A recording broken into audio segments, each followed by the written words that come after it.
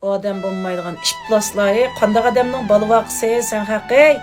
İsti, ma jibo içib olsam, birisi kirib bir pinglunni yozdikin, endi yataq açman, bir nima deb, heliqi gapda hushimdagi 120 degan chimildab, o'zimni qo'ydiga yata olmay, osmon chiqaysam, osmon jiroq, yakrasam, yaqa tiqib ketdi. Qandaq, ey boshqa yo'l yo'qmi sana jon boqadigan? Men xotun 50 dan oshgan xotun jindi mushtaq jon beqibyaptimi? Yo boqsang olmamdi, ma o'xshash. Jiningni boqamsang, men kel, men ügütib qo'yay jon beqishni. Yoki biz bana ishla, kelib mayada melimni to'shu.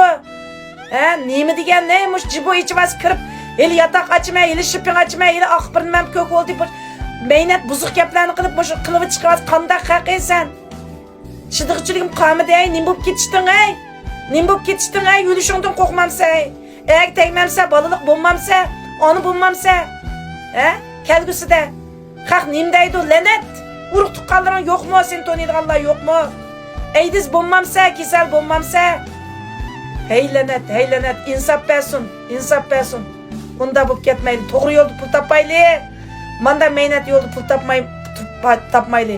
Ey jinim sing'illarim, mushtu xato yo'lda men ketmagan sing'illarim, yo'linglardan yeninglar, men o'tinib qolay sizlardan. Men yo'lda mamanglar, onanglarning o'rnida ikki qiz yaxshi gap qilib qo'yay. Chiroyli, to'g'ri yo'lda, pokiz yo'lda mansanglar pul topsizlar. Balkim oydak chiroyinglar bordu. Hozir bu partiyaning siyosatlari shunchalik yaxshi.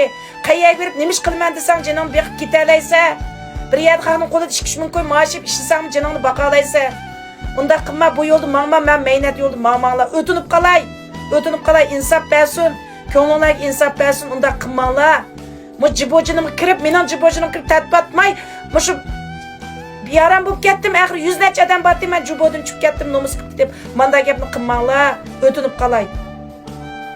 Ey, aş qızlarning otalari bobo qo'ydi, Otalar balkim yuvash odamlar ko'maydi, aş qizlarning nima ish qilishini bilmaydi. Nima ish qilish yo'lini tanlaysizlar. Sizlarni qo'llayotgan xumsa erlar bor. Shuning uchun mush yo'lni tanlayapsizlar. Mush sizlarni qo'llab pul berib, ma'qul deb ashta qilayotgan erlar bor. Shu erlar. Erlarda g'urur bo'lsa, xotinlar anda buzilib, anda bo'lib ketmaydi. Amal yo'q. Tugidi-ku, yaxshi erlar, g'ururliq erlar tugapti hozir. Amal yo'q. Shuning uchun men insof tilayman.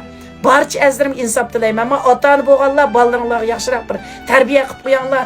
Kichigidan tortib, men qanday odam bo'lishni, hayo, nomusni, odamiylikni, diyonatni o'tib qo'yinglar. Mushchilik deb qo'y. Xayr xo'sh do'stlar. So'zlarim yarg'amisi bir yurak berib qo'yinglar. 抖音